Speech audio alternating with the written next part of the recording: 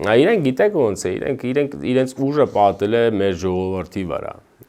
Իրենք դաժան մարդիկ են, այս աղքատ ժողովրդի վրա, ասենք 50 հոգով ախրանիկներով հասնեն մի հատ խեղճ մարդ ծեծեն, գնան տնեցիքի մոտ պատեն, թե իրենք ինչքան ուժեղ տղամարդ են։ 50 հոգով մի հոգու ծեծելու մեջ ճիշտ կարա,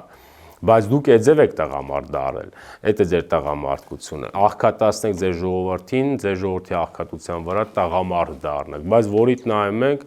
Ալիևից փախածներ եք սաղատ, որիդ նայում ենք, որը Պուտինի տակ պարկածներ եք, տենց չգիտեմ, հայրական խնդրանքով դիմացներ եք, որպես ցա, դուք էդ է ձեր պատկերը։ Այ ուժեղը հիմիկվա իրականություն է, ձեր իրականությունը պարկած իրականություն է, բայց հա Ռուսաստանը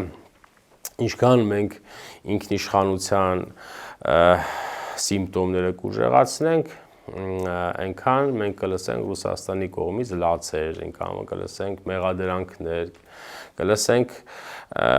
ձևական ճշմարտություններով սարքած մխտռոցներ, մեր կյանքը կուտեն, որտեղ դե գիտեն, ասենք մենք այդ ամեն ինչը, մենք իհարկե գիտենք, բայց փաստական է դառնում, այս իրենց